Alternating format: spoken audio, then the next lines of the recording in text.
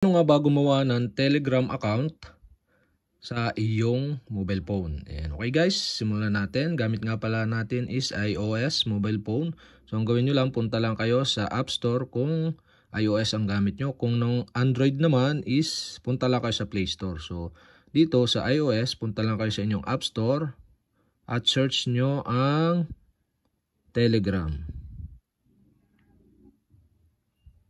Okay, once na na-search nyo na yung Telegram, so lalabas dyan itong Telegram Messenger. Ang gawin nyo lang, tap nyo lang yung get. And after nyan, okay, you can install via Apple ID. So enter nyo lang yung inyong Apple ID. Then tap nyo yung sign in button. Para ma-install nyo or mapunta siya sa inyong mobile phone para ma-open nyo. So wait nyo lang until ma-install yung Telegram Messenger. Then once na naka-install na, so yung open button or punta lang kayo sa mismong app.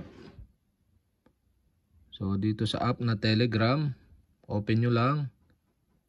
Then lalabas dyan yung ganito. Then tap nyo yung start messaging sa baba. Tapos dito naman, so kailangan yung country nyo is Philippines, kung saan kayo naka-country. So ang code ng Philippines is +63.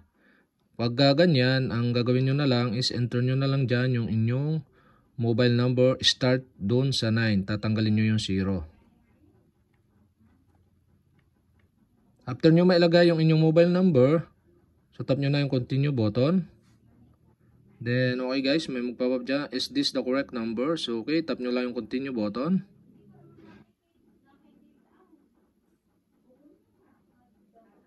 And okay guys, dito pwede nyo add email. Please enter your valid email address to protect your account. Or you can sign in with Apple. So, sample natin itong email via email natin. Then, once na nailagay nyo na yung email, tap nyo na yung continue button. Then, okay, now you can check your email. May marireceive kayo dyan na confirmation na code na ilalagay nyo dito. And okay guys, now you can enter the email you receive.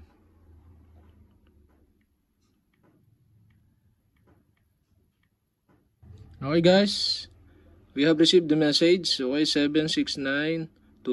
So, the 5 code not received, but the 6 code is received on these numbers. Okay? And okay guys, now you enter your info. So first name natin, sample. This is a sample only, Richard. And last name, so okay, but you can use only the first name. And okay, you can tap the continue button. And you can allow or don't allow. The Telegram would like to access your contact, so you can tap the allow button. Okay, Telegram would like to send you notification. You can tap the don't allow or allow. So I decide to don't allow. And okay guys, now we have successfully create the Telegram account on this iOS mobile phone. So you can now create a message, tap the new message sa example only. And you can create the new group, new contact, or new channel. So, okay guys, we have successfully create the Telegram account on my iOS mobile phone.